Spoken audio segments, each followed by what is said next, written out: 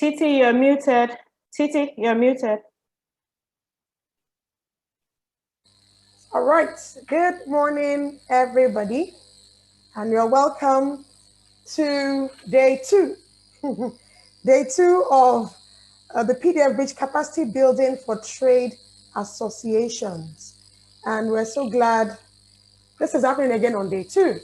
Yesterday, we had very good feedback from the audience. And of course, yesterday we treated the topic, improving the economic potential of trade associations through effective export business strategies. And that was taken by Bamidele Ayemibo, the lead consultant at 3T Impex Limited. Today, we'll be looking at strengthening the structure of trade associations in the non-oil export sector for better governance and leadership. For those of us that were in yesterday, we noticed that this facilitator was also part of yesterday's proceedings, and that's Abosede Paul Obamesho. Abosede has gained so much experience in this space, working with business membership organizations, and she's an expert in this wise, and that is why she's the one that we're taking this session today. So I tell you, are in good hands. Just before we start the session, let me just quickly introduce again, for those that are joining us for the first time, the Policy Development Facility Bridge Program. And we call that PDF Bridge. And PDF Bridge is a flexible, rapid response facility set up to provide technical support to the federal government of Nigeria, its key ministries, departments, and agencies, and other relevant actors. In its interventions to improve non-oil export sector performance, the Trade Policy Workstream of PDF Bridge, since inception, has organized several export capacity building events and policy dialogues with non-oil export stakeholders, and capacity building for commodities and trade associations has been identified as a critical route to growing non-oil export to support the diversification agenda of the Nigerian government. Hence, the focus on strengthening the capacity of the leadership and coordinators of commodities and trade associations to enable them create opportunities for a more effective participation in the export market. And this is what this training, this series, yesterday and today, is driving at. Today, we hope that we get more participation. I noticed we have a couple of people at the back end. We have about 180 people that registered. And it's just important that when we register for programs, we participate. So today, I believe that we'll have some more people in the room. And somebody had asked a question. I read the chat about the videos of yesterday. Somebody said he or she had missed it. Usually, we put this on our website. We put this on our website, okay? So very soon, we'll show you the link to the website. I will post it in the chat box, and you can take note of it. All the videos of our capacity building events this year under PDF Bridge, and this being the 6th in the series, they will all be on that site. At least 4 are on the site already. Yesterday and today would also be uploaded there. So you have an opportunity to visit and download them. And let me also say that this event is live. It's been live streamed on Facebook. So for those that missed yesterday's proceedings, you can go to our Facebook page, Policy Development Facility Phase 2. You will see the videos of yesterday. It's right there. So you won't even miss it. You can watch it again on that page. Also, quick one. We're all muted. When it's time to speak, you can raise your hands because there's a raise hand icon. When you look on your screen, there's an icon to raise your hand. When you need to ask a question, you raise your hand and you'll be requested. I'll click on something that sends you the personal message to unmute yourself and speak. At the same time, we have the Q&A section of the box. If you also look at your page, you see Q&A. As the session is going on, if you have any question, you can type that very quickly into the Q&A box. If you have comments as well, you can also put it in there, your comments. Also let it go to the Q&A. Because when it's time to answer the questions, it is the Q&A box we're going to treat. So any comments or questions, notes should go to the Q&A box, not the chat room, okay? There are two different things. Note that. And at the time when we need people to talk, just raise your hand and we'll click. I'll tell you to unmute by clicking and sending you a short message. You will see it. And then you unmute and speak. I hope you've taken note of that. For now, that will be the announcement.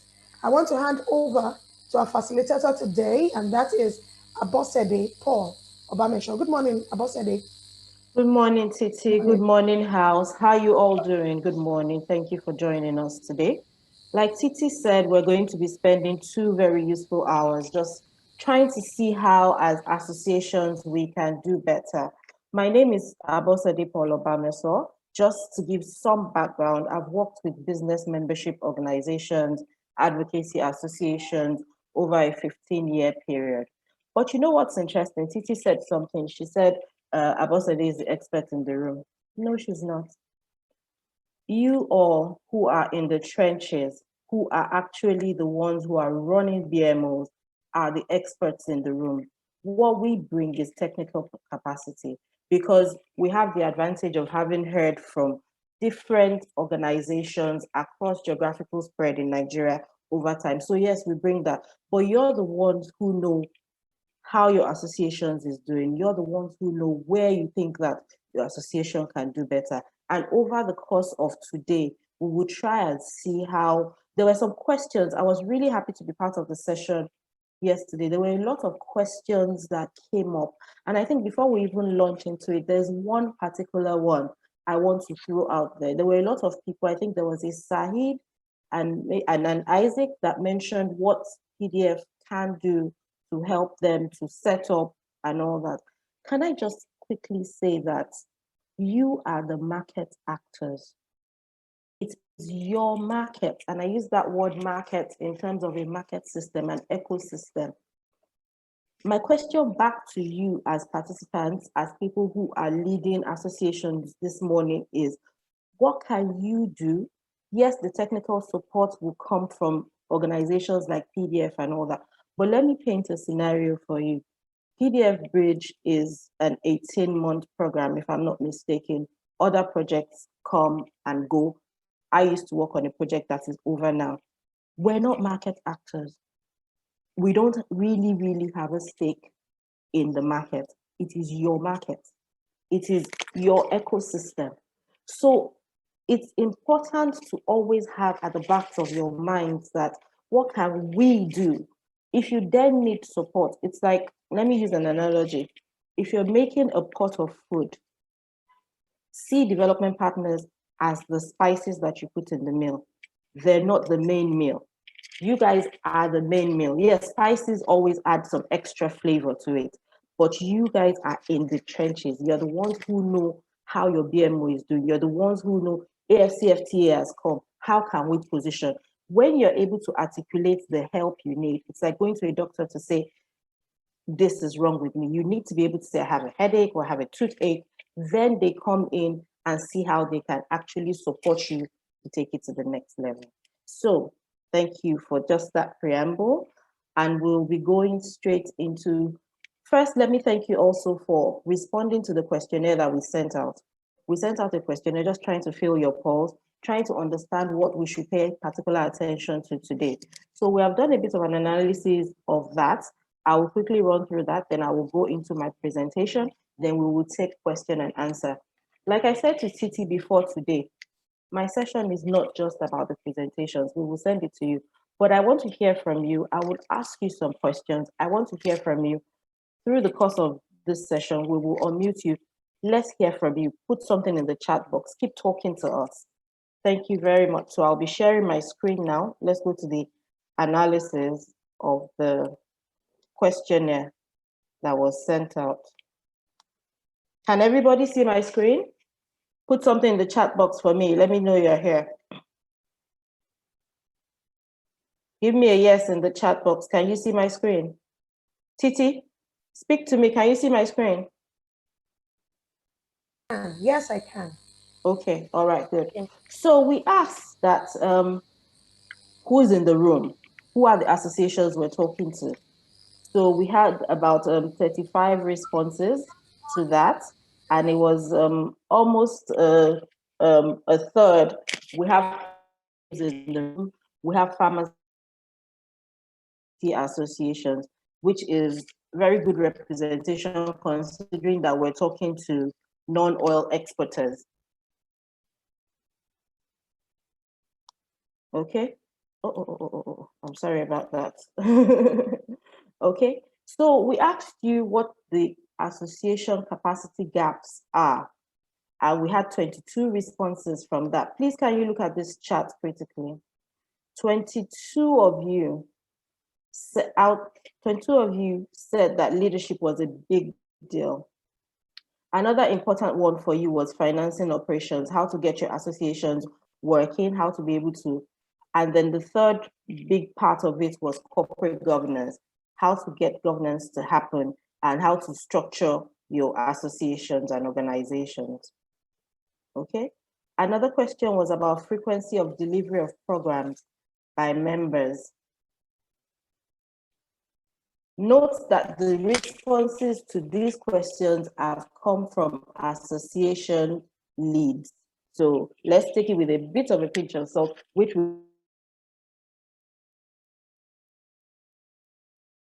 management. 15 of you said that seldomly you talk to your members. Some said, and 5 said sometimes, and 6 said always and frequently. We will explore that as we go on today. Sources of income, yes, this was another big deal. You said that a third of your sources of income, can you see the pie chart? The blue bit is membership subscription, which is a third of your income. Fees for services that you provide to your members is another third, and donations are another third. Interesting mix. Let's see how that works out. If for real, this is a true representation of it, and if this is the best mix you should have. We also asked you what your relationship with the government is, being part of government committees. 19 responses say no, and 16 indicate that there's a yes in terms of frequency of how you're involved in government committees. Okay, that's almost an even spread. And I think it's impressive that if you look at this rundown, it's almost every organization in the public sector that you should be talking to, that you are actually talking to. The Presidential Technical Committee of AFCFTA, National Share Policy Export Promotion, CAC, Organization of Women in International Trade, Board of Technology Incubation. But I think my question again coming from this is, yes, you have listed them. What's the quality of the engagement? What's the quality of the engagement? So, okay, that's our quick run through. And like I said, we will share these with you also for your own references. So I'm going to stop sharing this screen and go into my presentation proper for today.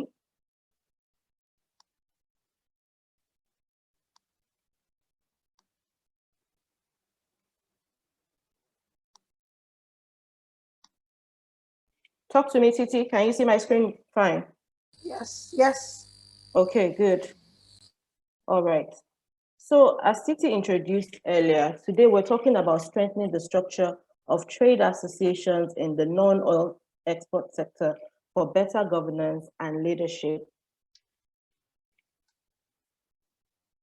We're going to be taking 5 broad areas: member relations and communications. That's why you're set up. That's why you're an association. You want to provide services to your members. Advocacy is a core of what you do. What do members come for? Why do I want to become a member of your cooperative, of your association? What do you give to me? Advocacy, your role as advocates. Stakeholder management. Your advocates, you're providing services to your members, but then there's the other side. Who needs to hear from your members? Who do your members want to talk to? Who are you actually providing representation on behalf of your members to? Then the big one, based on the results that we saw earlier, fundraising and financial management. You need funds to do numbers 1, 2, and 3. But then how do you find the funds? How do you manage the funds when they come in? And then of course, leadership and corporate governance, like you all mentioned in your responses to our questionnaire. You want to know what's the best way to be set up. So we will go into that. Like I said, I will take all this and then we will talk. We will communicate to one another. We will ask and answer questions. Okay. When we go to the market, can everybody hear me fine? Titi, let me know. When we go to the market, we go to buy something. When I come to you as a business and I want to be a member of your BMO, what did you tell me you were going to sell to me? How did you sell your association to me? What then do you really sell now? You told me something which made me want to join your association. But now, what do you sell to me? What value are you giving to me? After all more capacity building that you will be getting, what will you be selling? Did you get my 3 questions? I want to hear from 2 people. Did you get my 3 questions? Titi, can you unmute 2 people for me, please? As an association, what did you sell to me? What did you tell me I was going to be getting? What are you selling to me now?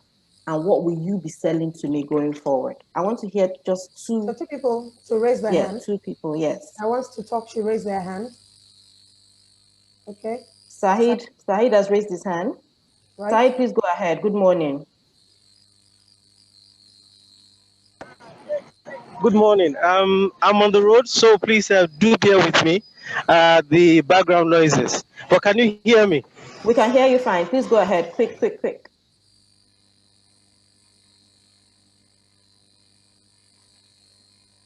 Hello, Sahid. Sisi, let's go to someone else. I think Sahid has a bit of an issue. Adamu Miriam.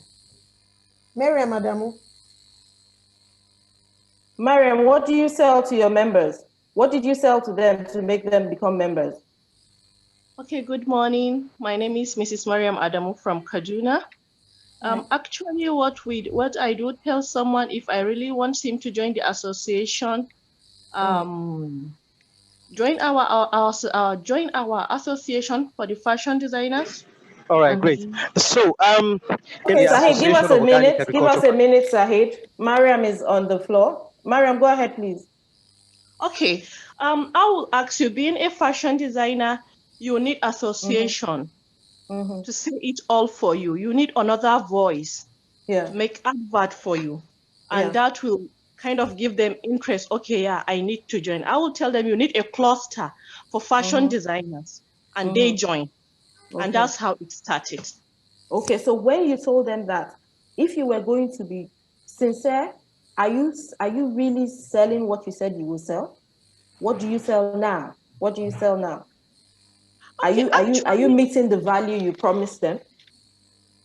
No, not all the time. Not all the time. I love that. Thank you so much for being truthful. Thank you, Miriam. Said, please go ahead. Okay. Not all the time. Yes. But we are trying our best. Thank you for that. I love that you guys are being truthful. Okay, Titi, please mute everybody else. Okay, so as a member, I want to hear from 2 members. As a member, what did you come to buy? What have you bought? What will you be buying? What's the value? What would you be buying? 2 members, please. Quickly. To raise their hands. 2 members to raise their hands. Yes. I don't want you to be leadership of a BMO, just members. BMO, why? Just members. 2. Okay, Kausarat Owolabi is speaking. Please go ahead, Kausarat Owolabi.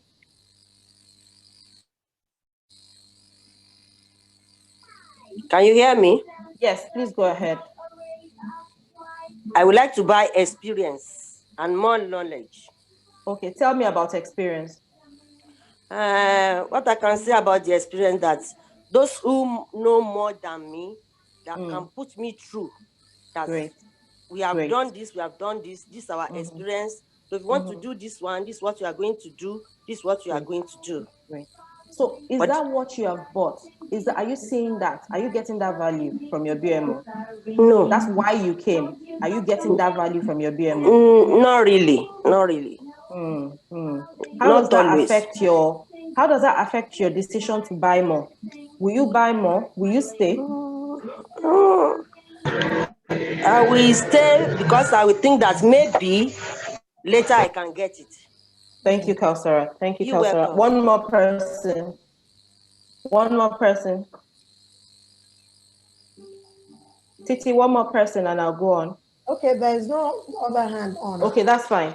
So if you see my third line, it says qualitative membership. Something I had not seen before. One of the responses that came in, the BMO leadership said one of the things they wish they had was membership with, let me count it exactly the way they said it, visionary membership. I have not heard that before. Because most times you're thinking, oh, what does the BMO do? What do members get? The BMO leadership said they needed visionary membership. Because if we should turn this around, where does the leadership of your BMO come from? It comes from your members. Yes, they may have a bit more experience. Maybe they've been part of the BMO for longer than you, but really, they all come from the membership. They all come from the membership. So you, as a member of the organization, what are you bringing in terms of value? How are you going to help this BMO to deliver what you came to buy? Nobody wants to waste their time. Nobody wants to waste their membership dues. You came here for a reason. So how do we all jointly work together to make this BMO actually deliver value to all of us? And when we get to corporate governance, you will see that a BMO's structure actually turns the hierarchy of structure. In fact, let me go there now so that you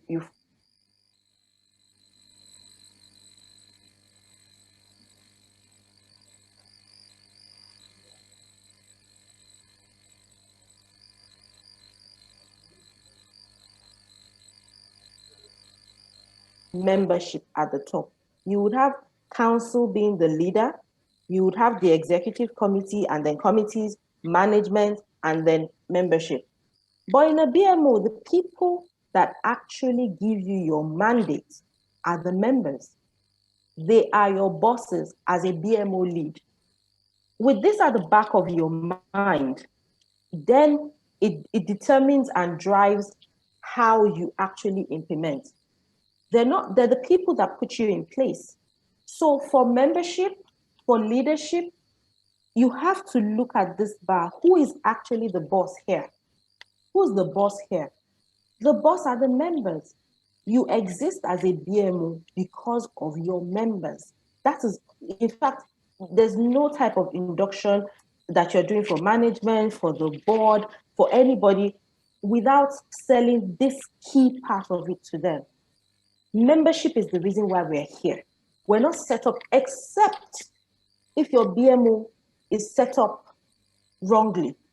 But if you're actually looking to become a BMO that actually adds value, these are your bosses, your members. So as you begin to develop programs, do different things, let the question that keeps resonating for you be, how am I helping to develop qualitative membership? What am I giving them? How am I making them better? Because the better the quality of your membership, the better the quality of your leadership, because your leadership comes from your membership. Am I communicating here? The better the quality of your membership, the better the quality of program implementation in your BMO. Are you following me? So it's about the quality. It's about the quality of your members. Even as a BMO, you should know that what we're selling, who are your select people? You're not a BMO for everybody. A NASI, a NASMI, and a MAN, although all members of the organized private sector do not have the same focus. They're not serving the same people. So the first thing is, what is your member differentiation? Don't be looking for everybody. Who are you here to serve? So that's first is a definition of who you are as a BMO, then looking out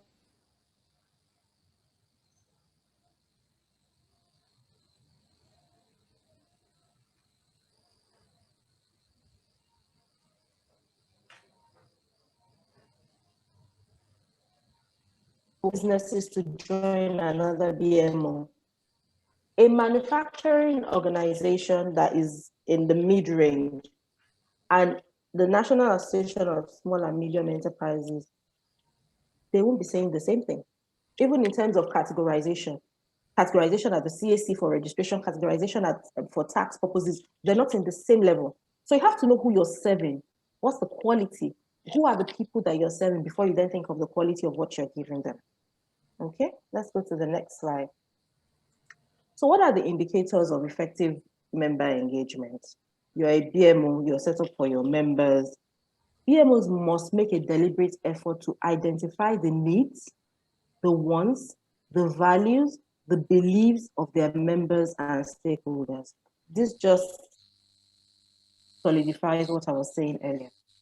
The first step is how can we support our sectors to prosper while also positioning us as an attractive BMO?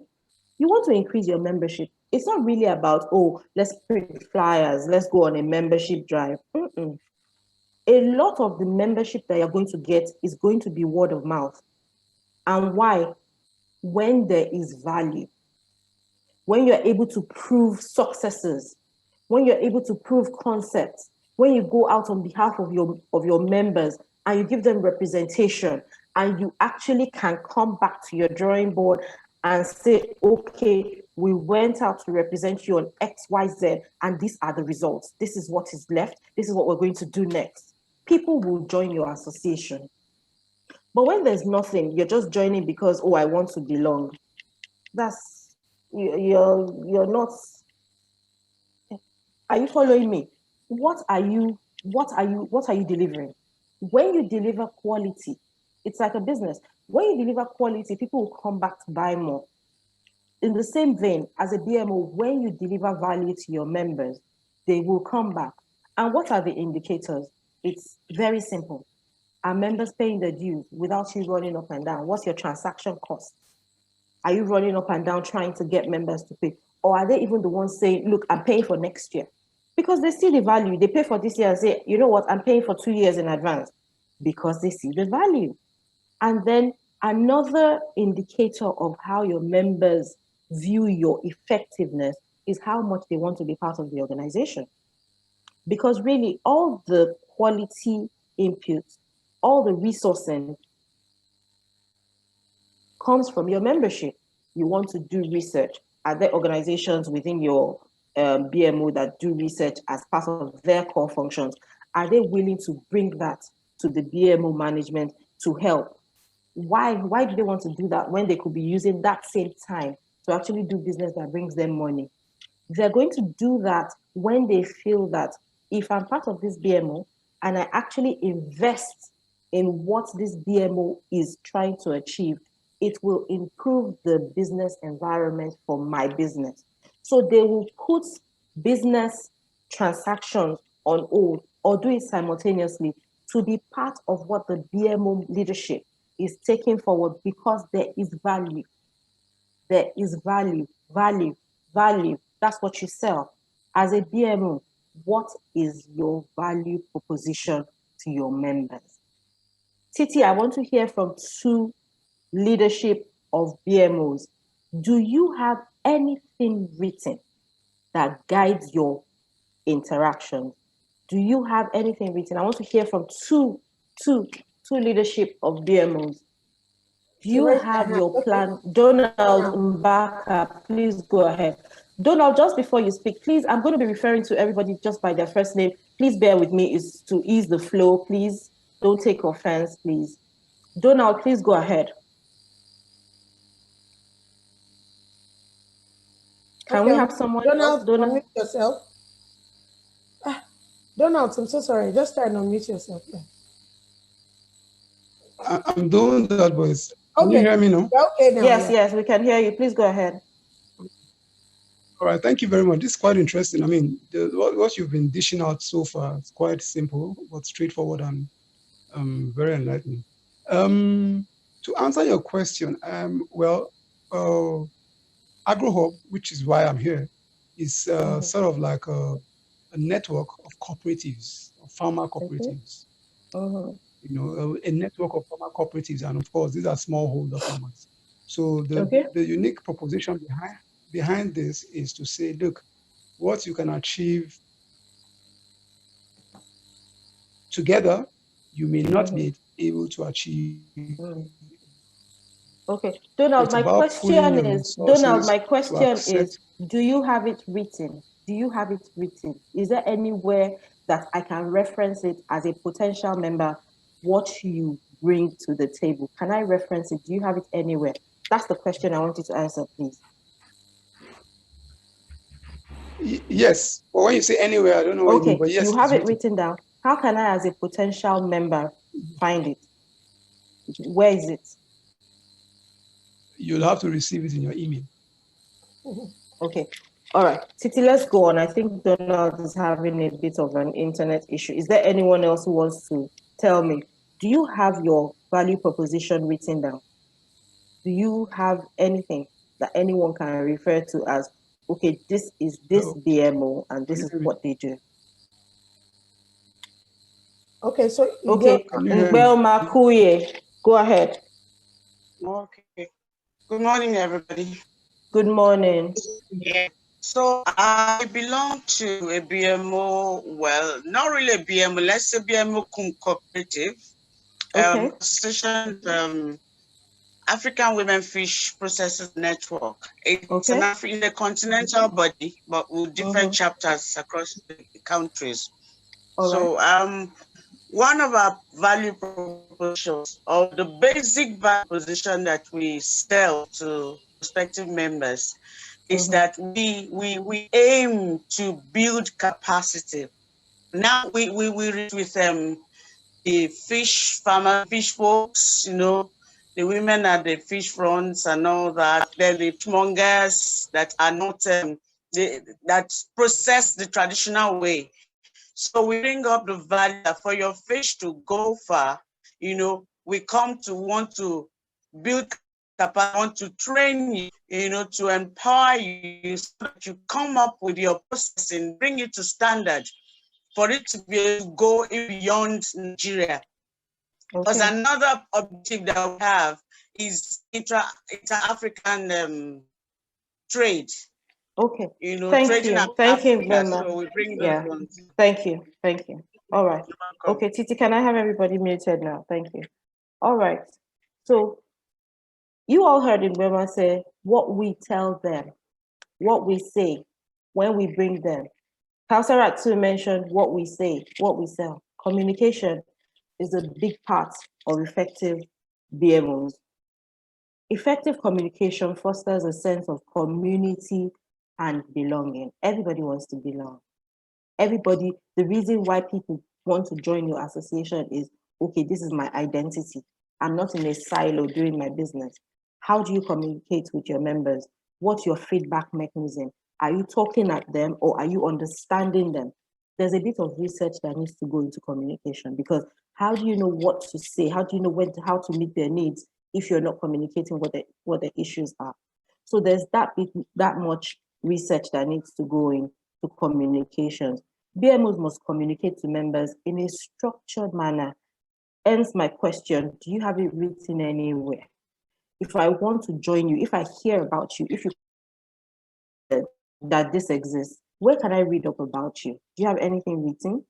Beyond word of mouth. Yes, word of mouth will bring my eyes, but what makes me stay?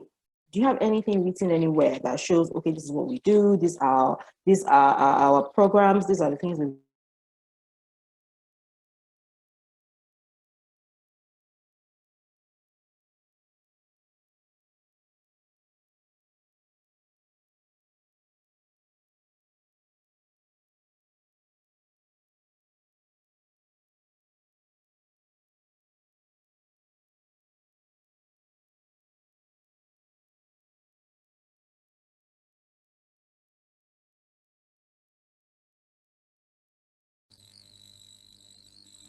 I think Boss's line has frozen, but let's just give her a few minutes.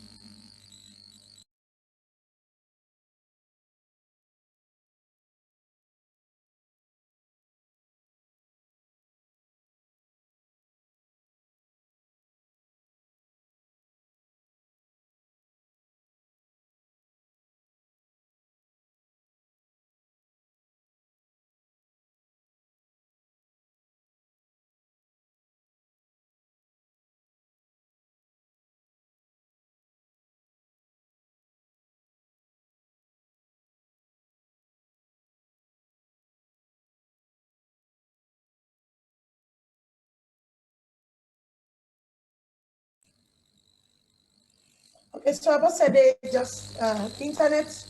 I think lockdown should be getting back in shortly.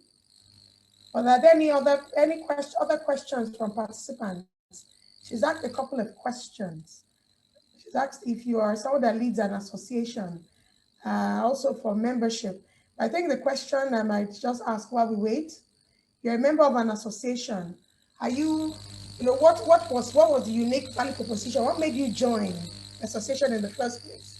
And are you finding that satisfaction? Does anyone want to just talk about it? If you have any contribution to that, while we wait, you can raise your hands. Please raise your hand if you have any contribution while we wait for our boss said it. Or if there's any, okay, somebody has, Musab Al-Kai, I've asked you to unmute yourself.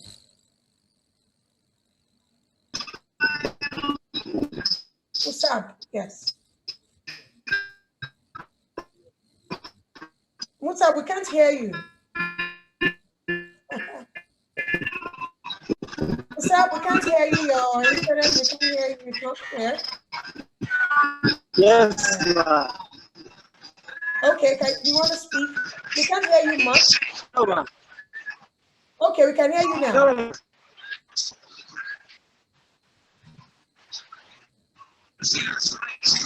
Okay, we can't hear you, so I have to mute you.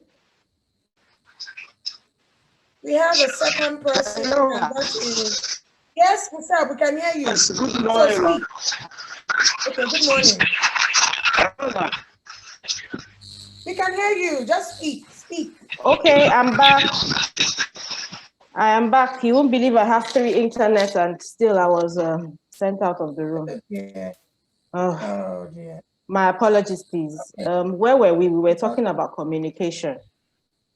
Yes. Okay, Titi, I need to be able to share my screen. Please do. Oh, it says host disabled participant screen sharing. Let me just check. Okay, so while Titi works on that, I was talking about communication. It's important that we communicate with our members. Titi, my video is stopped as well. It's right on. Okay. Just hold on. I have to call the host to enable that. But right on, please. Okay, I'm just going to speak. The good thing is you will get the presentations after. I'll just go through it. Like I was saying, options available to BMOs include email listservs, blogs, Facebook, WhatsApp, Twitter, Instagram, LinkedIn. But the most important thing is you need to focus on the peculiarities of your association. If your members are in the creeks and the fisherwomen, fishermen, and WhatsApp is better. If you go and get a website, you're not communicating to your members. You need to look at the peculiarities of your own association and see what will work the best. What has worked in time past and what will work better for you before you then introduce it as the form of communication for your members. Can I ask that as BMOs, what do we trade when we go forward to represent our members? What do we trade? What are the people we're talking to interested in? What is it? What's that thing that makes them want to listen to us? Titi, can I share now? No, I still can't. Okay, while I'm waiting for the host to enable you, I just put up the screen from my end. Yes, please. I'm on slide. I'm on slide 4. Okay, I think I'm looking at your screen now. Okay, I'm on the next slide after communication, please. Okay. All right. Let's all look at that food for thought. You trade when you go ahead to represent your members. You trade your membership data. What does government want to be able to talk about? We were able to support 200 women to do X, Y, and Z. We were able to support 1,000 businesses. So when you go forward, what makes you impressive for them is also your membership. But if you don't have member data, if you're not able, if somebody asks you today, How many members do you have? What is their geographical spread? Where are they? What are their phone numbers? What do they do? If you're not able to supply that, you're not on the way yet. You're not delivering. What does everyone who wants to partner with you as a cooperative, what is it? They're looking for your members. They're looking for your data. So I think moving away from the traditional things, the new BMO, the forward-facing BMO, the BMO that is going to stand the test of time now, is a BMO that has a proper database and has capacity for database management. If that is one role you cannot run away from anymore, the good thing that COVID-19 has shown us is that those people who are doing that for you don't have to be in your location. You can get somebody, all these young internet savvy people, they need to help you develop your database. And then when that database is developed, remember I said that is what you sell. Nobody opens a rice store and then does not have a key. You hold that data, that database. It is your value proposition when you go ahead to represent your members. You hold it tight. Not everybody has access to it because that is what you sell. But your database must be all-inclusive. Names of members, contact details, their registration, where they play, their dues payments, even for you getting your dues. How do you get your dues? If you don't even know who has paid, how do you follow up? How do you thank your donors? How do you thank people who are working with you? So your database is not something you can run away from anymore. You have to have a working database. It might mean a bit of financing at the initial period, but it is value that you will earn from again and again and again. So you can't run away from it. As a BMO, you need to know who your members are. Even for members, there are times that they might need information to be able to do business with one another, because that's also part of being an association. It's a ready market for you. If you want to do business with other people who are members of your association, it's the association they would. But if at that level, at that minimal level, you can't even say to them, oh, these are people who might be interested in the service that you bring, already you're chasing away that member. And that one member that you're chasing away, remember, is going to amplify that. The value you give to a member is either going to be amplified, let's underline that, but will it be amplified negatively or positively? Positively will bring more eyes to your BMO, will bring more membership. Negatively will take away the little that you have already and will stop more from coming to join your association. And we know, remember we talked about transaction. They come for representation, they bring their dues. That is what helps you to stay solid and actually continue to deliver services. So database management is not something that of maybe, because database management informs communication, informs the business, informs advocacy, and you will see that as we go along. Titi, next slide, please. So advocacy, we've talked about value. Remember our first subhead was membership, member relations, communications, database. What do we need all that for? Advocacy. Central to the mandate of a business membership organization is their advocacy role, among others. But it is a central and key part of your role. Why do we want to come under an umbrella? I could set up my business and be doing my business. But the reason why I want to come under your umbrella is that I want to amplify my voice for you to represent me. And why do I need representation? This is the business environment. The business environment refers to the external forces. Can you see my smaller circles? Economic forces, AFCFTA has come. How does that affect the Nigerian business environment? There's technology. New things open up every day. How can you employ technology on one hand? How do you ensure that technology does not kill your business on the other hand? There's the social aspect of the business environment. How are you viewed? There's the political aspect. What are the government policies, regulations that will affect your business? Which ones are affecting you now? Which ones are going to affect you in the future? How can you as a BMO position so that your members always get the positives out of the changes in the business environment? How can your members, I talked to you again about CAC classification.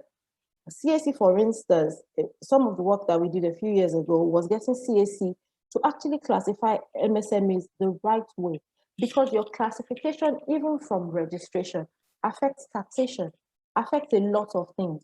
So those are business environment issues, and that is why we all want to come under an umbrella.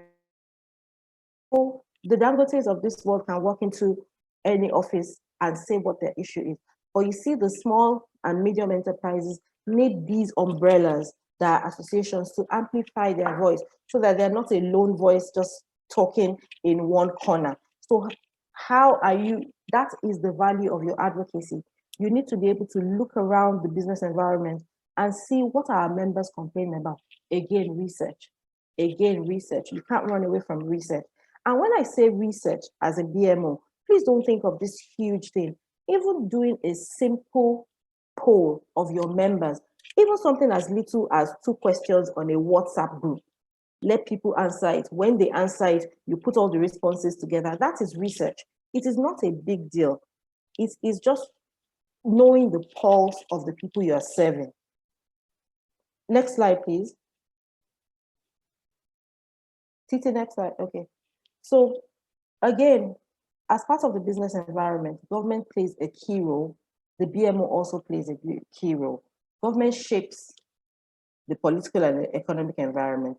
Government creates an enabling environment. Private sector creates goods and services, and government gets levies and taxes. So this is the cycle. At times, this cycle is broken. That is why you as a BMO need to exist, and not just exist, you need to be effective. Next slide. Next slide. Titi. Okay. Please look at this, because we're going to talk about it again in another slide. As a BMO, you are a key influencer in the business environment. No, policies don't happen to you. As an effective BMO, you are a key, and that's why I put that word key. You're a key influencer in the business environment. When you're not effective, however, policies, laws, regulations happen to you because you don't have any part that you're playing. And let's start from the bottom. BMOs advocate for change in policies, bills, regulations with joint positions and one voice. Hopefully, government creates an improved business environment of policy and regulatory reforms and provides infrastructure. What is the impact of all those? The private sector grows, there's increased investment, there's productivity, exports and trade. Can you see yourself in this schematic?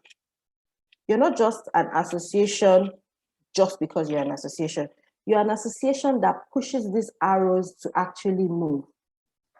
Do you get me? You're an association that if you play your role properly at the bottom of this schematic, you will see impact for your members.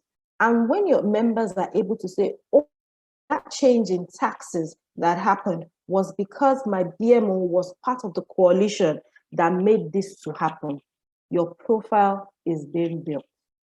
Your profile is being built, more people are paying attention. When your profile is built like that, you won't be running after members to come and pay dues. There is something that they're getting from you. Next slide. So this is just helping us to understand advocacy. Advocacy is not confrontation. Advocacy is not strikes. Advocacy is not trying to get a competitive advantage and freezing others out of the market. Advocacy is defending your members, influencing government. That's a very key word, influencing government. Advocacy is providing a solution.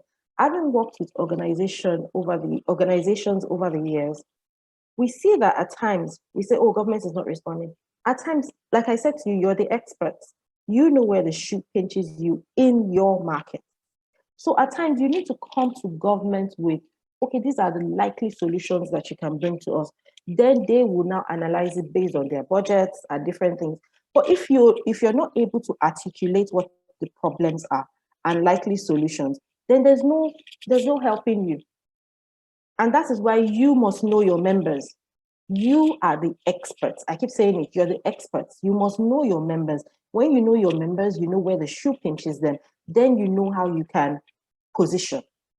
AFCFTA has come with fantastic potential, but it can also kill the local markets if we do not position appropriately.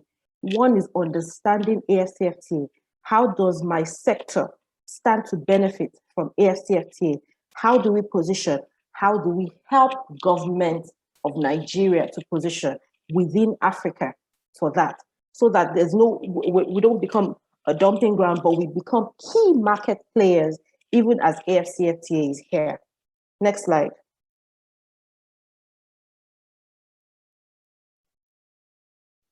So this is the advocacy. This is the 5-step approach to advocacy. First, we need to understand the issue. We need to identify the issue. Then we need to drill down and understand, okay, this is an issue. That's high level. How is it an issue? How has it affected revenues? How will it affect revenues? What can government do? Then all that research that comes into the first 2 boxes will then help you to formulate proposals that will be useful. Then when you formulate that proposal, you go ahead to advocate, engage government. That's essentially what the advocate bit of it is. So you see that there is 3 steps before you engage government. You don't just go out having something strong. You have to identify the issue, understand the issue, formulate proposals that will work for both parties. Because in advocacy, you need to also be thinking about the other end. Does it work for you, but does it work for government? Government wants to make revenues. Government wants to increase taxes. Does it work for both sides? Will it be easy for you? And then when you advocate, when you have the session, you talk to government, there's the essential follow-up. Are they implementing as agreed? Do they have the resources to implement as agreed? Do you need to partner with them? You know, there can't be a we and them mentality when it comes to advocacy. There has to be a us working together. Because like I said, at times it's not that government doesn't want to do it. At times you are the experts. You're bringing what they can do to them. So bring your expertise. Next slide. I'm running through my slides because I want to make sure that we have enough time for Q&A. Again, this just buttresses the first 2 things: identify and understand are internal facing. You have to do that internally, understand the issues, and then formulate a position. That's like the midway. Then external, you begin to talk outside, and then you follow up. Next slide. Common advocacy weaknesses. Lack of an actionable advocacy strategy. You don't have a work plan. You are not. Advocacy is both an art and a science. It's a lot of project management that needs to come into that. So if you're thinking, oh, as a BMO lead, as a BMO leadership, what are the places where we need to improve our capacity? Project management, fundraising and financial management, understanding the issues, research, database management. What is your strategy? What is your advocacy strategy? What's your media strategy? Where are the work plans? Who are the human resources that you have? And then when I ask you for human resources, I'm not just talking about the leadership of the BMO. Your members, there's a lot of untapped wealth in your membership. There's a member who has research skills. There's a member who can support your database activities. There's a member who can support this and that. Are you even throwing in open? Are you looking at the resources? Then collaborations. If you don't have it within your organizations, how can you look outside? What are the tools you need for effective advocacy? Next slide. Inconsistency as another one. You said this today when you met this person in government. What are you saying next? And what can help us to work around inconsistency? Do you have a position paper? When you have a position paper, for instance, you're talking from the same point of view. So if your member is in Lagos and one is in Abuja and they're fortunate enough to meet men, they are saying the same thing because you have put it in a format that everybody can use. Do you have a position paper? Have you put something together? Do you have a work plan? Have you carried along your people? Have you utilized media? Media are not just the people you call when you have something to say. Are you carrying them along even in your advocacy? beyond just, oh, just come and cover. No, no, no. How do you use the media to your advantage? How do you craft your own message and put it in the mouth of the media such that they're actually reporting what you want them to report? And then last and most importantly is advocacy and flexibility go hand in hand. You can't be rigid when it comes to advocacy because you need to see it from different perspectives. If there's something, for instance, that you need on behalf of your members, and you go ahead to government to say, government works in the budget and in a time frame, you need to then be able to say, okay, the budgeting period has passed for XYZ, but can we plan towards the next budgeting period? So yes, you have achieved your aim. You might not have achieved it right now, but you know that there is a partnership with the government already. Next slide. Stakeholder management. How do you get your members? How do you do advocacy? You need to know what's out there. I like your list. Remember when we did the analysis of your responses, you have listed a lot of public sector institutions and individuals that are important to your business environment, to the business environment of your members. But how do you engage them? How do you influence them? How do you work with them to make sure that they are delivering on what you want them to deliver for you? Who are the private individuals that also have a stake? Because you're an association, they're the big companies that maybe are benefiting from the status quo, but you want to change it. How do you engage them? How will they support you? What do you say to them that makes them support you? What angle can you bring in? That's essentially what stakeholder mapping and engagement is. You need to know who your stakeholders are. You need to know how to engage them. You need to know what message to craft to them. And you need to know that stakeholders change. Next slide. Stakeholders change. Now, when I say stakeholders change, somebody who is a key stakeholder today might not be a primary stakeholder tomorrow, might be a secondary stakeholder, and the approach to them differs.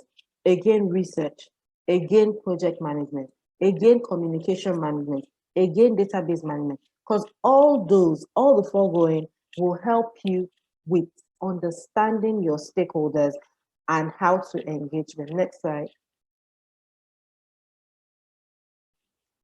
So see, there are some unmovable opponents. There's really nothing you can do. So you list those ones. There is an opponent today, but it may change if you're able to craft a message that actually resonates with them. What do? You try to deactivate or convert them to see it from your perspective. There are some uncommitted and uninvolved. You might make no effort.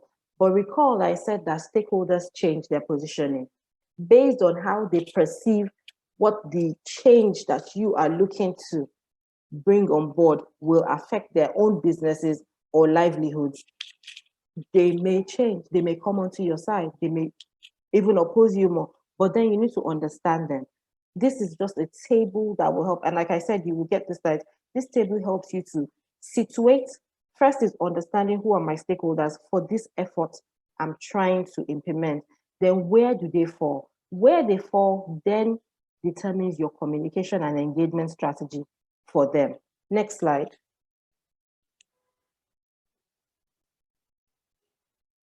Okay, networking and coalition building. As an association, this is key for you. You need to look around and see who's out there. How do I engage with them?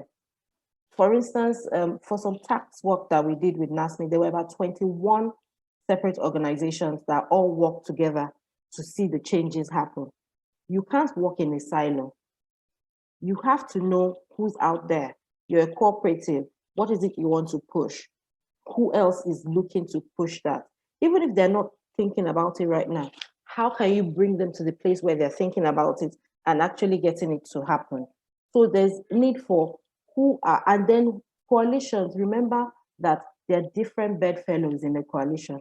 So there is need for these agreements. If you look on the left of your screen, there is need for these agreements. Where are the lines of authority? How do we share the labor? How do we partner? What's our partnership strategy? There's a cost to all these things. Advocacy costs money. How do we ensure that there is enough funding and what percentages are each organization bringing? And then, of course, a common message. If you're part of a coalition, what is your message? What is your position as a coalition? If coalition members are saying different things, then there's a problem. If you're all working towards one thing, then you have to be saying the same thing. Next slide. So, we're at the interesting bit, fundraising and financial management. Fundraising, again, I'm going to reiterate what I said earlier. As an association, project management is a core skill. If you don't have it now, you have to build it. Titi, can you raise this a bit?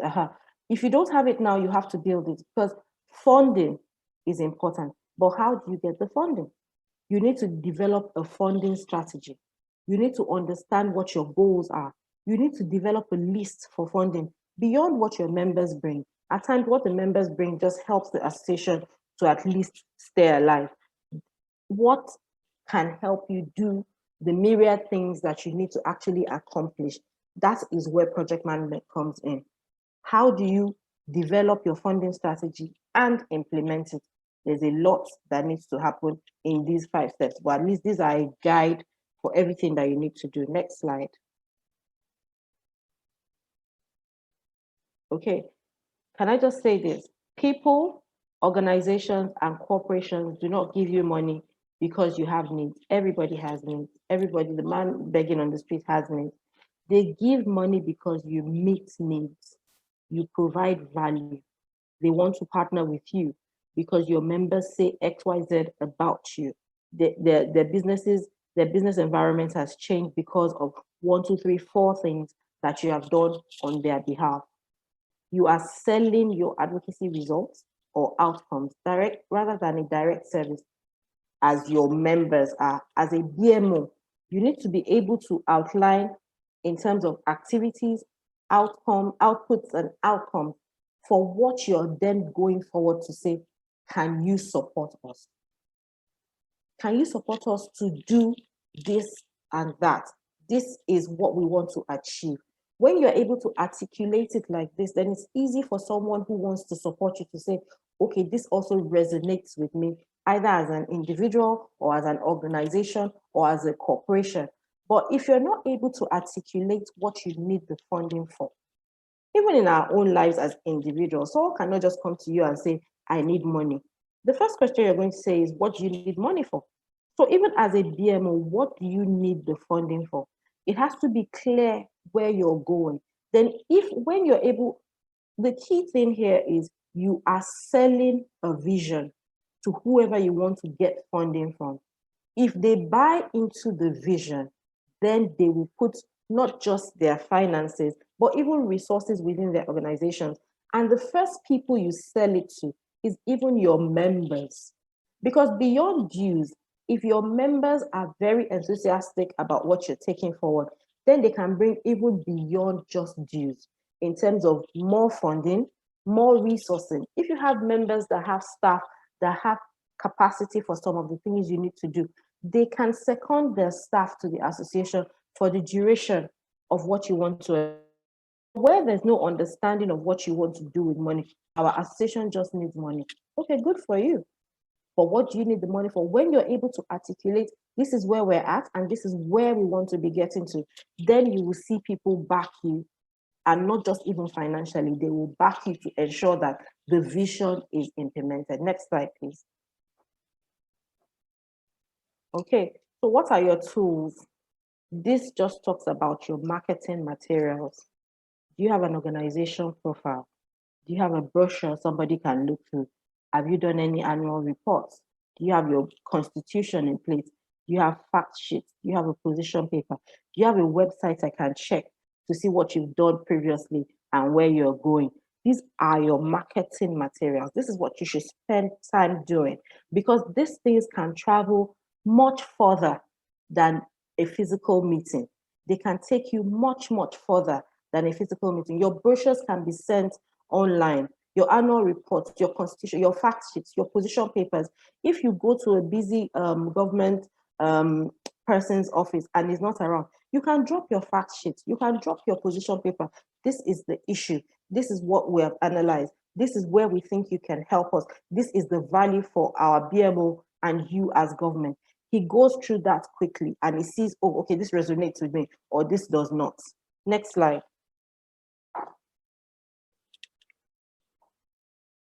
Okay. So who are the types of donors? They're institutions, they're corporations, and they're individuals. And again, this goes back to stakeholder management. If you find a type of donor, what are the peculiarities of that donor? As a corporate organization, the peculiarities are different from an individual who wants to adopt and support you as a BMO. What are the problems that may come up? And what are the likely recommendations to help you surmount the issues that will get you not just the listening ear, but the open pocket as well? So you can go through this table in your time. Like I said, you will get this and just see the companies you want to approach. What is their corporate social responsibility focus? Is it aligning with yours? And if it's not, that doesn't say step back. That says, can you align without changing the nature of your BMO? I always say this, don't become a chameleon BMO. Oh, this donor wants this, I'll be this. You can't be all things to all men. Let's just be clear about that. But if there is a way that you can expand your scope to accommodate something that is key for a funder, yes. But if you're going to change the total nature of who you are just to be able to access some funding,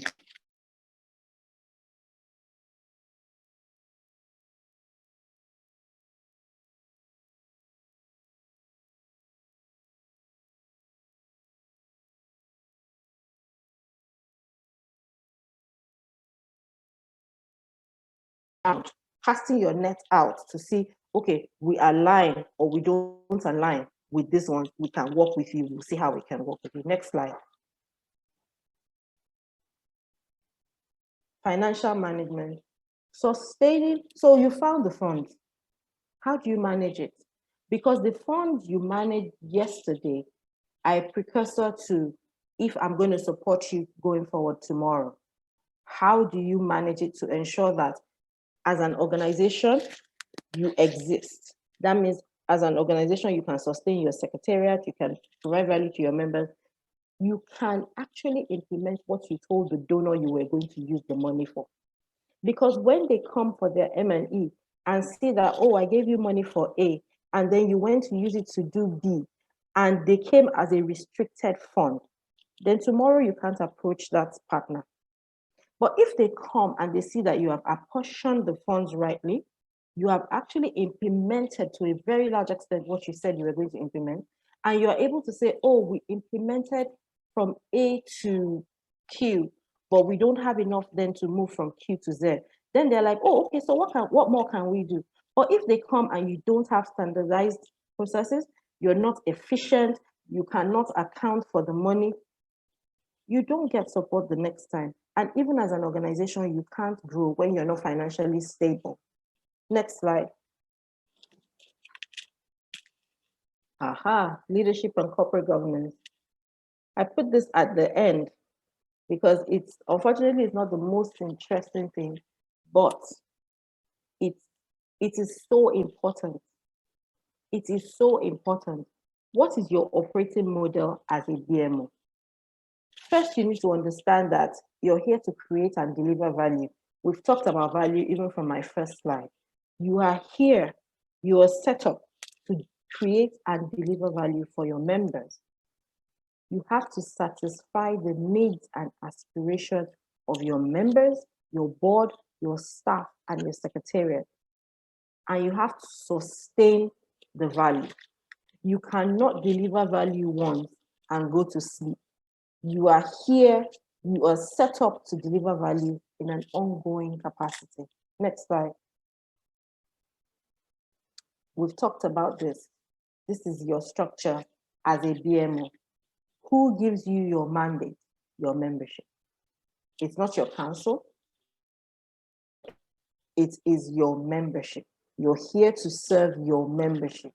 Then you need to develop your board or your council, committees that would support the board, the executive committee, and then of course, the management team.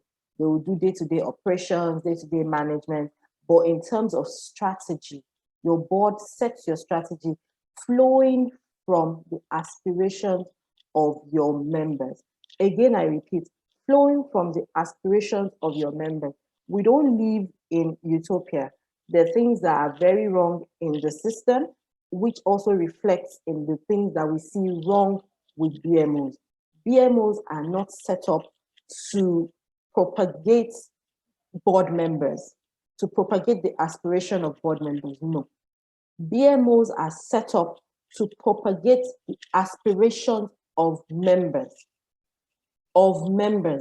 If that stays at the back of your mind, that I'm here for the membership. And how do you know that you are delivering value to the membership? Or how do you even know the aspirations of the membership? You need to be talking to them. When you talk to them, when you understand where they're going, then you can set up your strategy, which will then flow to your committees, to your management team. But first and foremost is your membership. Next slide. So management delivers the mission. They walk the vision. They walk the vision. That's, you have talked to your members, you have created the vision of where you want to go. Then management walks it. Management makes it happen. They develop the code of conduct, they recruit the board, the authority of the CEO, everything. Management does that. Complaints, just they are a key, they're a key part of the communication process. Board members, implementation. Next slide.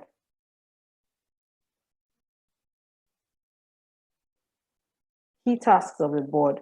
There's some that is internal and there's some that is external. Like I said, the board has the foresight, the vision, they set the mission and the values of the organization. Then internally, the management reports to them, they provide oversight in the short term, and they set strategy, structure, and planning. So you can see that there are some tasks that they do internally, there's some tasks that they do externally. So your board are not some people that just sit and meet maybe once a year. Your board are actually actively involved in setting the pace for management, because it is when the board delivers the vision that the management then takes it and breaks it down. Like I said,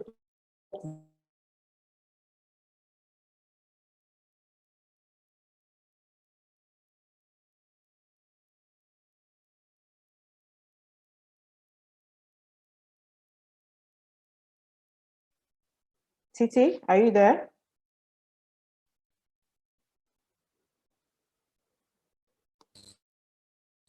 Bosse? Yeah, next slide, please. Okay, all right. You can share your video, actually, on your screen now. I can? Yes, you can. Let's just go on. Let's just go on. Let's just go on. You keep changing the slide. Okay. So what have we talked about? BMO, leadership. John Maxwell, very revered leadership coach. The single biggest way to impact an organization is to focus on leadership development. There's almost no limit to the potential of an organization that recruits good people, raises them up as leaders, and continually develops them. Did you get that? Impacting an organization. I know that it's a bit difficult for associations because a number of the roles are typically volunteer roles.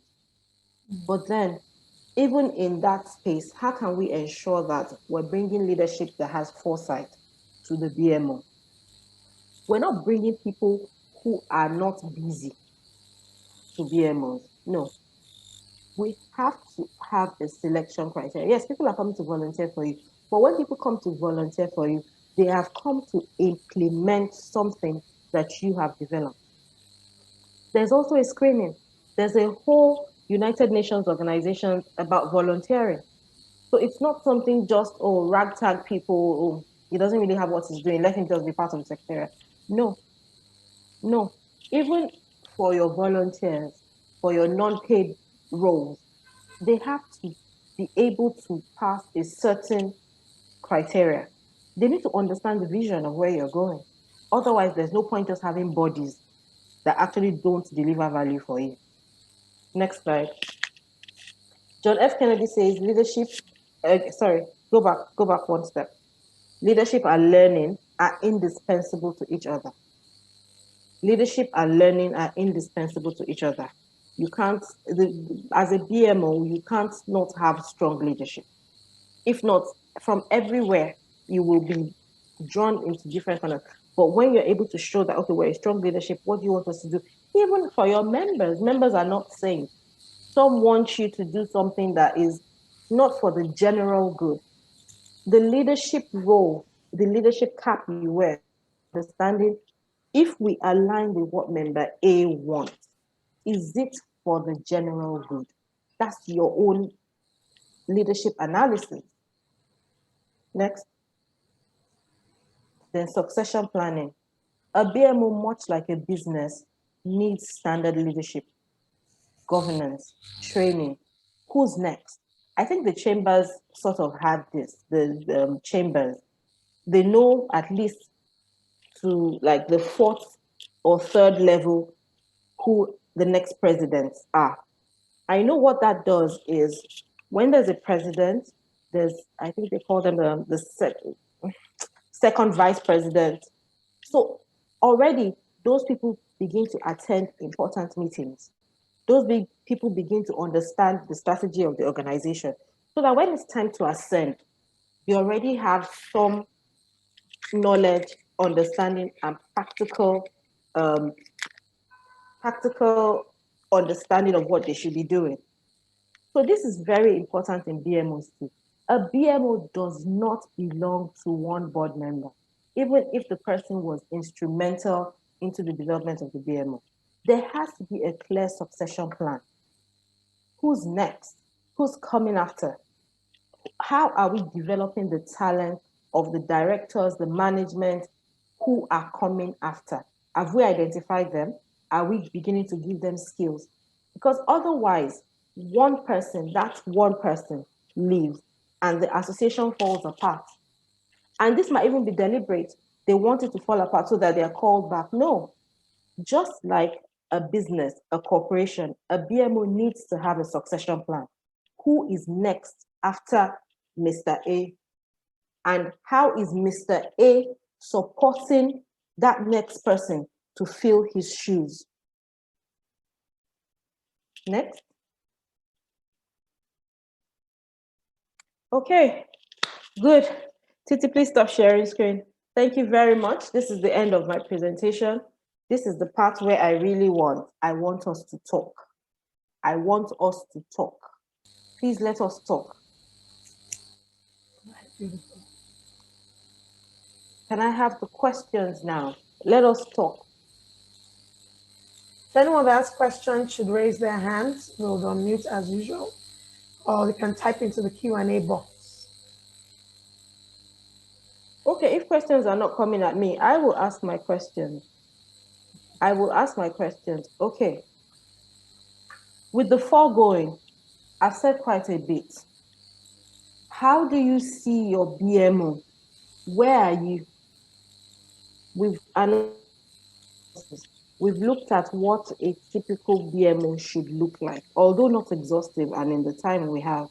Where are you and what do you think you can do to take you to the next level? Responses, please. Where are you and what can you do? What do you pledge to do on behalf of your members to take you to the next level? Okay, Musab has his hand up. Musab Al-Khair has his hand up. Titi? I've asked him to unmute himself. Musab, please go ahead. Please, in response to my questions, my name is XYZ. I work with XYZ Association and go, please, just to save time. Go ahead, Musab.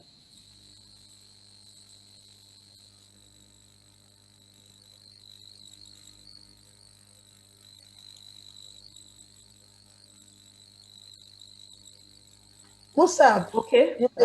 Musab, okay, we're not hearing you. Who next? Okafor. Asikaralu Okafor. Please go ahead. Asikaralu Okafor. Yes. Hello, everyone. Good afternoon. Good afternoon. We can hear you. Okay. My name is Asikaralu Okafor. I coordinate the Wamanambra West Farmers Cooperative Union. Thank you so much for your presentation. I really learned a lot, and you really explained where we are right now, having the aspirations of members at heart instead of the leadership aspirations as the priority. I'm really grateful for that part. You really touched it the way it should be. So the next, what I want to say now is that from all you've said so far, at least I know where I am, and I'm as the coordinator, and I know where we are going. Carrying the members along and having their aspirations as number one priority is the key for my success so far. And I never really know that that's the right way to go. So I'm going to really add on what I'm already doing from what you just outlined. Thank you so much. Thank you, Askaru. Thank you. Thank you. It's all about the members. Musa, are you ready? It's all about the members, because why do you exist? Why do you exist? Musa has his hand up still. If he can respond now. If not, I have another question. Okay. Why do you not do research as an association? Okay, Ogbodo, go ahead.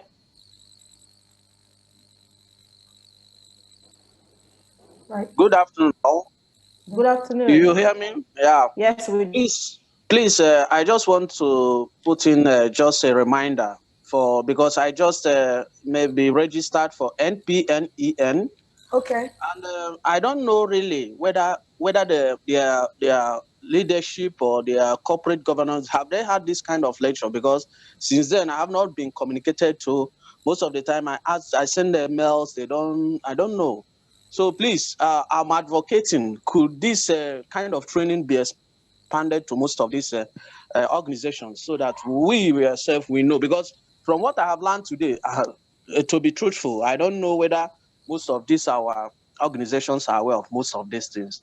And suffices to say, in fact, factly, if most of our organization is aware or are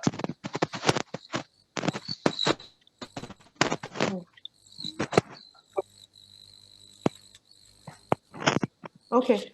Okay, I think we've lost him there, but I think we got the meat of his contribution, which is, are we aware? I want to hear from you. Are you even aware? I've worked with associations over 10 years. A lot of these things are not new. What has stopped you from doing it in times past? What is it? Is it funding? Is it a lack of knowledge of what to do? Adamu, Mariam has a hand up. What has stopped you in time past, and how can this session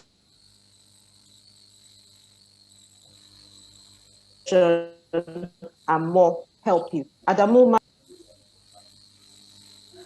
Actually, it's a question I have, not to respond to the I'm not responding to your question, but rather asking a question. Go ahead. From the structure where we talk about good and quality leadership, then you have good and quality membership. But the question is always, okay, we know association exists due to the membership, but how do we keep our membership active? Because how do we keep membership active? And that communication has always been the problem. And this issue of bias between the members, we choose who to communicate to. And sometimes also the members choose when to respond or who to respond to. So the question has always been there, how much do I get if I should pay this? It's not only about my product, or I'm here to sell my products, to have a cluster, to develop. Mostly, individually ask themselves, what am I here to benefit? If you call for a monthly meeting, the turnout is always low. But if you call for end of the year parties, that's where you. Yeah, I know. Even if we have a good leadership and quality, but the membership, it's most of the time a challenge. That's where the challenge is. Yeah, funding, I can understand. You can get donations, you can get, but remember when I was talking about communication, are you using the channels that resonate with them?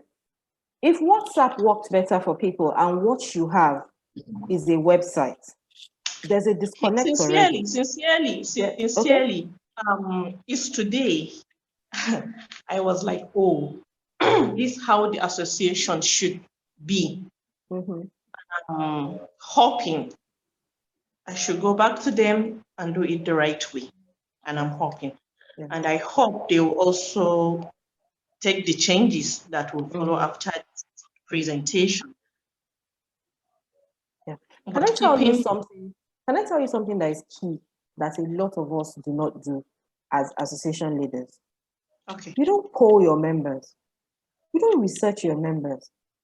And when I say research, please take your mind off this huge research organization. Okay. Exploring what your members want is key. If you ask them on platform A and they're not responding, it's now up to you to go back and say, am I using the right communication method for them? Number one. Am I following up appropriately? Because opening it up, okay, look at Titi.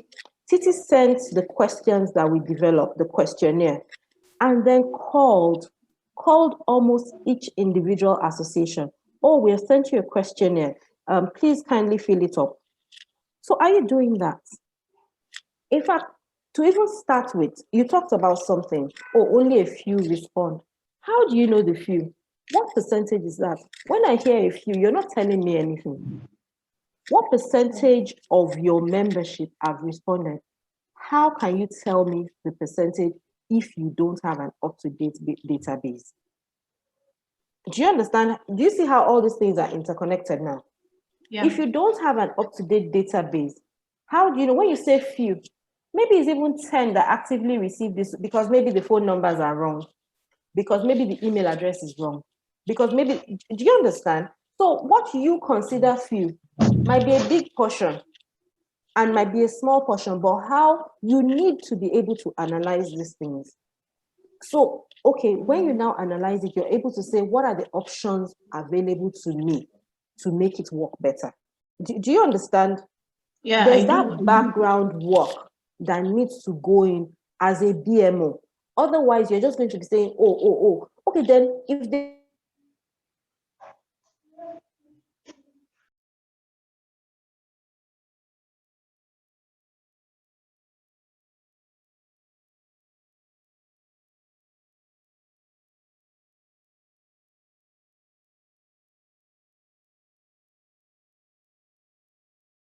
but you use that end of year party that they respond to as a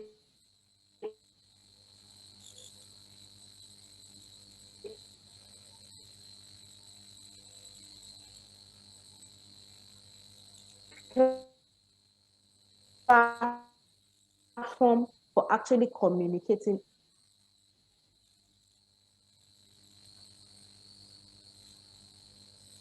Oh dear, Bosse is out again. Bosse, are you back? Hello, Okay. Bosse. Okay, I think your internet is business environment issue. Hello? Yes, we can hear you now. Yes. Welcome back. Yeah, this is part of the business environment for end of the year parties. And I see part of the activities for end of the year party is that I'm actually getting information on what the BMO has done this year, information on what the BMO is going to do next year. Then it encourages me to come for the next one. But if all I come for is the merriment, maybe next time you call me, I might not. And then we know that, of course, there's a general apathy towards anything that looks like work, anything that looks like, oh, it's going to stress me. But even when you're doing your research, when you're doing your communication, do you break it down for them? Do they understand where you're going? Do you give them examples? Do you understand? How do you make it work for them? Okay, I have Olagunju Adebayo saying, okay, mine is not a question. I want to appreciate, thank you. Okay, all right, thank you. Thank you, Ashim. Okay, great, thank you for that. I think Peter raised his hand. Peter Bakari. Peter, please go ahead. Okay. Let me ask him to unmute. It's 12:36 now. Remember, our cutoff is 1 p.m. So please keep your questions coming. I don't want us to go outside of our time. Yes, my question is this. What is the acceptable database that your organization might want? I'm working with Federation of Agricultural Commodity Associations of Nigeria. Okay. We have over 57 commodity associations are involved in the agricultural value chain. And what are the acceptable database that will be of interest to you? Because of the talk of database of members. Yeah. Okay.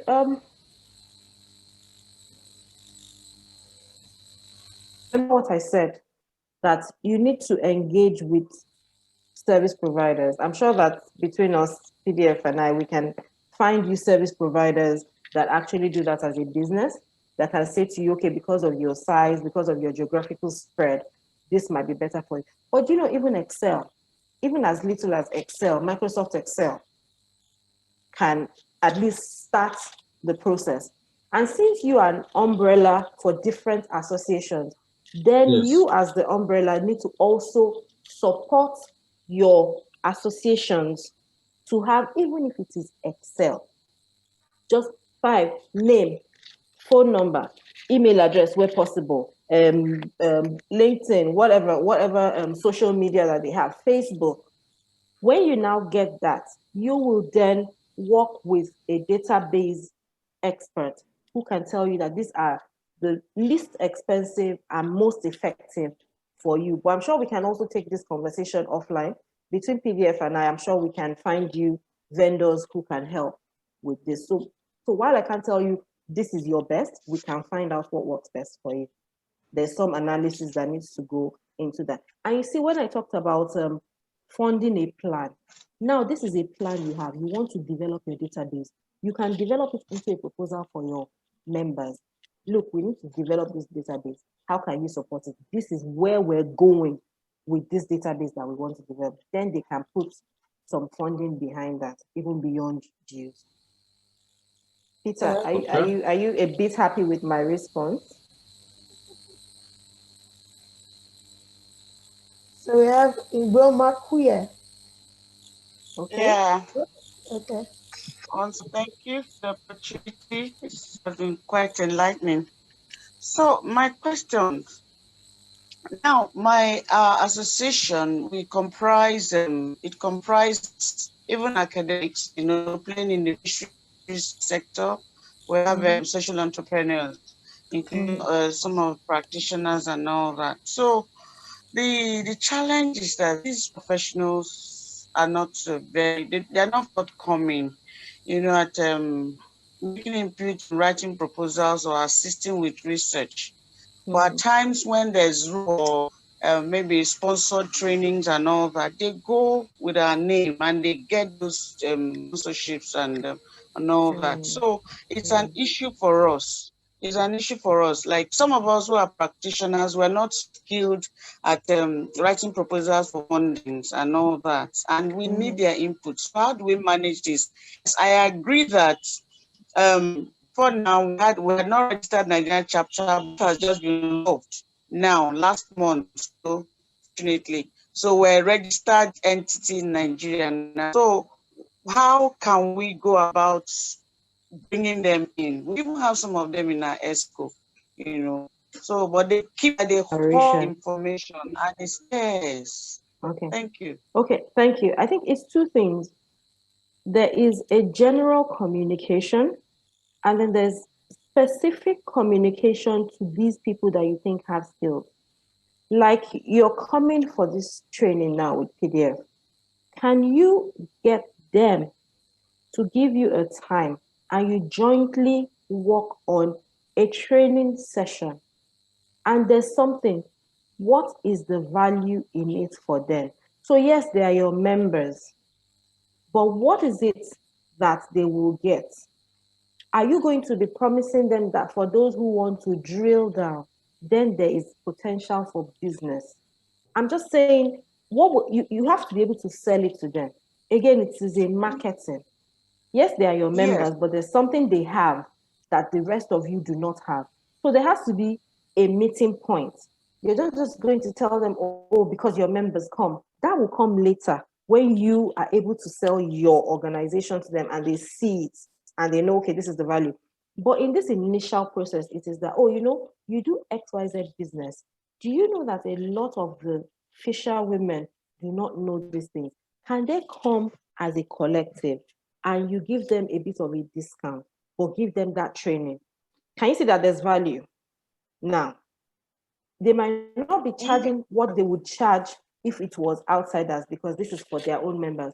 But the members too are showing them that, yes, we recognize your skills and we're willing to pay for it. Maybe we will not pay premium, but this is not a waste of your time. Do you see the give and take? And that can be and that can be developed differently. The communication can be developed differently. Or is it that when they come for those trainings, you let them bring their drop-down banners, you let them advertise, you let them engage? There has to be something in it for them. Then when you begin to deliver value to them, you will see that the conversation too will continue to change.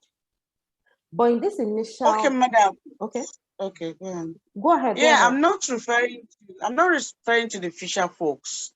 Okay. I'm referring to the experts amongst us. Okay? Those who are skilled at writing proposals, those who know how to carry out these researches and write reports. So some of us are practitioners, as in we are processors and traders. Yeah. We know how to produce our skill, how to go about the trading. But for us to attract funding, because a thing, the association actually was supposed to do joint trading. We pool resources, okay? When we have maybe foreign market or something, we pool resources and all that. So everybody, we have already a financial plan written out for what everybody will get, from input. Even though, so what we're saying, okay, if they are not available, how about coming to empower us with the skills of, true training of how to write proposals and all that report, so that the association will not, be stagnated. That's where we are now. Again, it's what I was saying. What's the value? What's in it for them? In terms on an economic perspective. Sorry, ma'am. What's in it for them is that not only will they be acknowledged, as those of the sources of branding, that are facilitated such. But when the revenues come, everybody who made input financially is there are percentages that each of us will get. So I like that I like that you're saying this. I like that you're saying it, but are you communicating it? Are you communicating we already have. Yes, ma'am. So, but I don't know. No. See, don't be discouraged. The fact that you have it is already something. It might be your means of dissemination. At times, these things require a one-on-one. Mr. So, do you know that this thing that we've written, this is it for you? Spend some time with that person. Get him to help you speak with the others. Do you understand? It's just understanding a mix of what works. If you employ this and it doesn't work today, employ the next one. Employ the next one. Do you understand? But don't get discouraged. That's the most important thing. In the worst case, go outside of your organization and look for that value. When they come to a session and see that this is value that I could have given you, you will get people saying, oh, madam, I do this business. Well, we asked. It is a mix of things until you hit it. So please don't be discouraged. It's not going to, everything I've said to you today is not going to work at once. So please don't be discouraged, but just keep tweaking it. But the most important thing is you always have to be speaking a language that resonates with who you're trying to influence. This time around, it's not even government. You're trying to influence your own members. So you have to craft something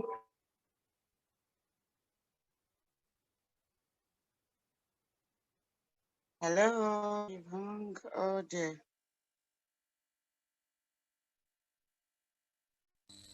I think she'll be back up in a bit. Our internet is a bit. What else can I do? Yeah, How can I mix it up? Do you understand? So please don't be discouraged, but just keep deploying tools, keep deploying everything that is at your disposal with them. Thank you. All right, ma'am. Thank you so So much. Fatima Bello Aliu says, working with business development service providers is key to developing trade associations and making business development service providers accessible to members. Setting up business clinics close to trade clusters will help trade association leadership offer value to their members. Many members do not see the value of being a trade association. This is very good. Fatima, we see you. Can I give you an expose on Fatima? We work together supporting business membership organizations. So she's also talking from a perspective of what she's seen on ground. Titi, Fatima has her hand raised. Can you please let her speak? She's unmuted now. Okay, Fatima, please go ahead. Good afternoon. Hi, everybody. Hi, Bossa. Hello. Looking as beautiful as always. Ooh. Okay. So I just wanted to say, just responding to what the last speaker said, you know, a lot of it has to do with, like you said, Bossa, about members trusting you. And I just wanted to give an example of, can you remember the situation we had with the master bakers in Kano? Okay. So Bossa and I worked with the Bakers Association in Kano. We had at that point around 80,000 or so bakers in Kano, but the trade association membership had less than 500. And the reason for this is because most bakers in the state didn't see the value of being members of that trade association. You know, despite the fact that the TA will always ask for subscription fees, for membership fees, but even the dues they were receiving was not enough to sustain the trade association. So we work with them to begin to understand that by offering value to your members, you know, the members would come. So a situation arose where some members had some legal challenges and they had to, I can't really remember what the exact case was, but they had a legal case. They didn't have the money for the legal fees and they didn't even understand what the case was all about. So we worked with them. They came to the TA. The TA helped them get a lawyer, paid for the legal fees, helped get an advocate to help them understand what the issue was, and they were able to, you know, win their case. When a lot of other members in the state heard what happened, they began to think, you know, the TAs are good for something. So I think in a space of like a quarter, they went from 500 members to almost 10,000. Because bakers began to understand that, look, if I pay this minimal fee, it gets me something. I get some legal protection. You know, if I need to do some advocacy, the trade association leadership will help me. And gradually their members begin to increase. So, you know, it's about gradually offering services, listening to the needs of your members, responding to those needs, and gradually building up your portfolio. And when you do that, you'll find that you don't have to beg them. You don't have to, you know, keep on asking them to pay. They themselves will understand the value and they'll begin to join. It's about creating that trust between the trade association leadership and its members for them to see that, look, you know, there is value of me being a part of this organization and there is value in me paying whatever nominal fees they ask me to pay, because one day I will need those services and they will be there to support me. Thank you very much, Fatima. I think this is very practical. This, like she said, there were bakers all over, but they were not interested in joining the association. But when they saw value, they all ran in. And of course, as they're coming in with their dues. They're coming in with their fees. And you know, at this stage now, they're coming in looking to work with an association that is working. So it's easier to get them, to carry them along. Thank you so much, Fatima. At this point, I am going to go off. I'm going to say thank you for being able to make this session happen. I will hand us back over to Titi Ojo. Thank you so much, Titi, and thank you to every participant. Thank you, everyone that has been able to participate, stand with us. This is almost 2 hours, and most importantly, thank you, Abosede, for this powerful presentation. Like I said, when we started, the presentation was live, so we have those also that were watching on Facebook and following us in this today's webinar. Thank you to everyone that asked questions. You made this place more exciting and more interactive. Those that contributed from right from the beginning and even now towards the end. Thank you, Fatima, for lending your voice. I know that quite a number of associations in here might still be wondering, how do I still, take this out of this room and take it and apply? So there's so much that's still going to go on after this. And one thing we look forward to is to apply what you've learned. I think that's most important. Or else you would have just stayed there 2 hours and then nothing would have changed. And like Bosse said, you could also shoot me an email if you think you need any assistance whatsoever. Bosse had also mentioned that we might just be able to make some linkages on your behalf. So please feel free as well to send an email if you really need some little help or a push one way or the other. We'll see whatever way we might be able to help within the networks that we already have and have built. So thank you so much. Before we leave, I'm going to launch a poll, so don't go away. You have to participate in that poll. Bosoye Olalere raised the hand. Bosoye, let me allow you to talk. Please, I'm asking you to unmute. Bosoye, can you speak, please? Bosoye. Bosoye Olalere, your hands are up. I've asked you to unmute. Bosoye, I've asked you to unmute yourself. Can you unmute? All right. Yeah, I have an opinion, but unfortunately, the time is not so favorable at this moment. Right. But you can summarize if that's it. Yeah. Let's hear you. I said I'm on the wheel now. Okay. I'm unable to proceed with the question because I'm on the wheel at the moment. Oh dear. Yeah, so sorry. Okay, all right. Thank you. It's one of those things. All right, so let me just move on with this. I know someone that talked about MPNEN. We advised even yesterday that anyone that's participating that really wants to be in a network of practicing non-oil exporters should join MPNEN. And that is mpnen.org. I got Sunday's comment, and maybe just to address that very quickly, MPNEN is an organization, is a boarding organization, and currently they've just concluded the phase of their corporate governance, and that's one of the things that Bosse talked about in terms of structure. So MPNEN have been working on that for the past since April, May till date, working to structure their corporate governance, and I've just been able to cross that hurdle, have their BOT, have all their policy documents. Now they have the executive council in place.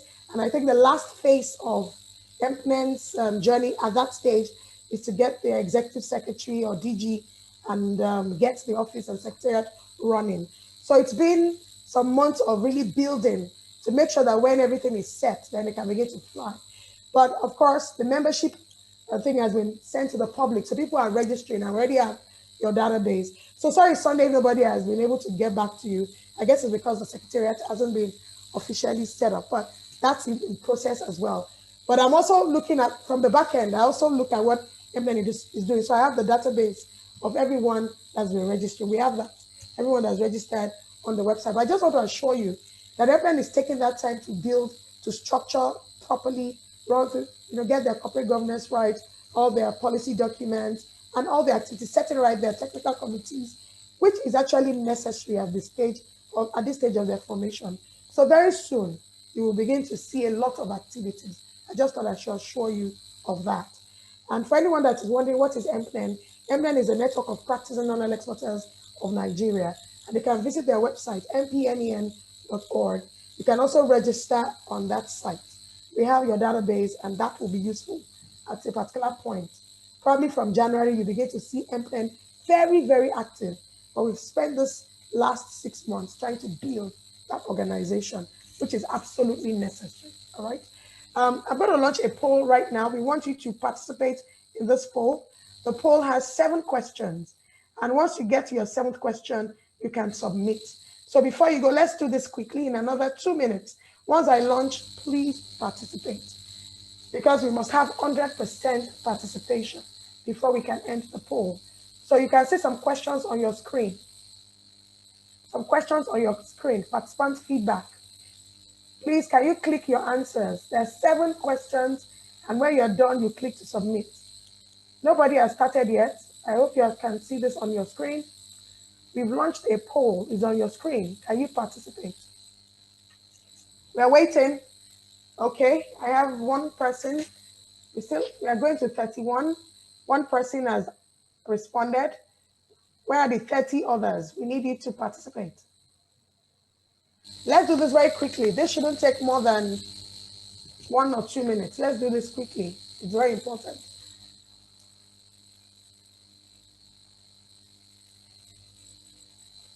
Let's do this. We have 22%, yes. 25%. Okay, 32% of participants, yes. Let's move on. We have 21 more people that have not answered our question. Let's do this quickly, please. We need, yes. Okay, 20 more people to go, right? 50% completed. We need 50% to go. All right, let's move this. Let's do this. Let's do this. Let's do this.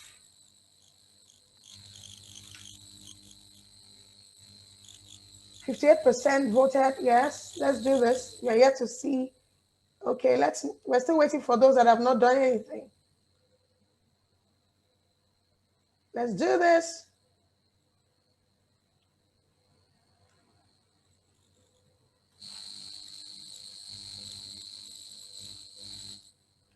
Yes, we're still waiting. 70% gone. 70% done. Yeah, let's move on.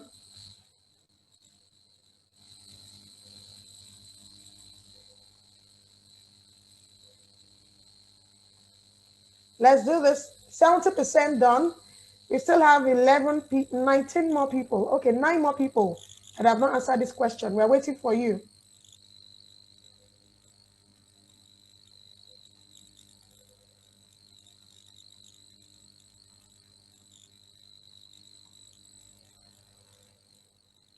Yes, we're waiting.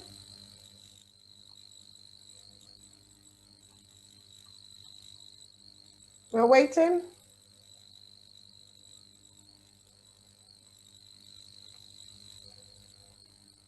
Nine more people. 9 people have not participated in this. We're just 70% done. If you have not answered the questions on your screen, do so now. We are waiting for you, please. We're waiting for you. While we're waiting, I also put in a link to the MPNED website, as well as a link to PPF Nigeria website, where you can find the videos of our capacity building webinars. So you might want to copy it from the chat room and just copy it to your system and visit that later on. I've given you a link where you can have resources, most of our capacity building videos that we've done from August till date. You'll find them all there. I think we'll have like 4, but these 2 that we did in this last 2 days may be uploaded sometime next week, okay? So you can check the site next week to find them. But before that, you have 4 others we've done within August and September. They're also on that list. 70% has answered the question. Please, we need the remaining 30%. Can we see you participate? Where are the other 9? We need to have everyone participating in this poll, please. If you have not answered this question, we're waiting for you. You're keeping us. Where are the other 9? We have 9 more to go. 9 more people to go. 9 more people have not completed the poll. Let's do this.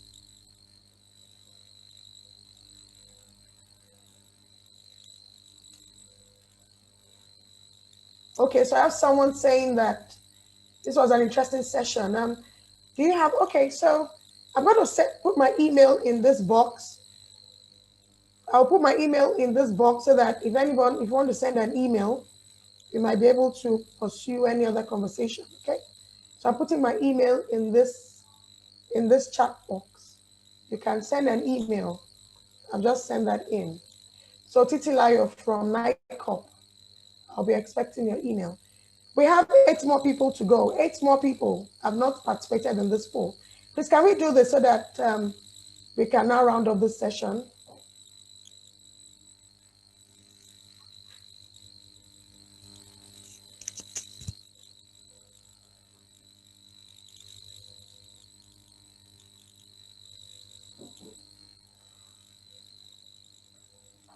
We have 7 more to go. 7 more to go. 7 more to go. We're just at some 5% of the people in here. And while I wait for those that would fill this poll, let me just say thank you once again to Abosede. Thank you so much.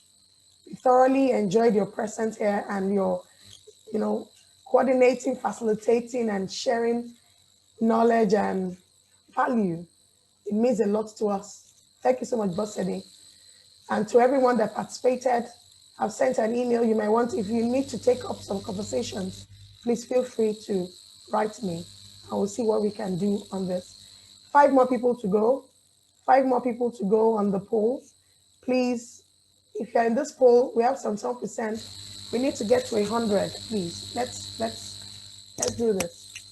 If you still have the poll on your screen and you've not answered the question, we're waiting for you. We're now at 80%. There are 6 more people in this room that are yet to participate in this poll.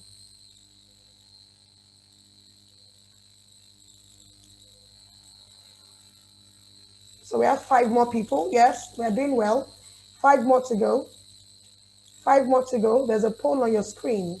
If you have not answered the question, do so now before we end the poll. We have 3 more people. Yes, we're doing well. 3 more to go. 3 more to go. Let's do this. Let's do this. We have just 1 more minute. 2 more. 2 more to go. We have 1 more minute. 2 more people. 2 more. 2 more. 2 more. Where are you? 2 more. We need to get this done. For everyone that sent a message saying thank you, we also thank you. Without you, we wouldn't have had a program. That's the truth. And we hope it was well worth your time. All right. I need to end the poll right now. We are at 92%. There are 2 more people that have not been able to answer this question, but I need to end the poll now so that we can end the session. So thank you, everyone. Thank you, everyone that was part of this. And on this note, I would like to say thank you. Thank you. Have a great day and have a beautiful weekend. Take care of yourself. Bye for now. Bye.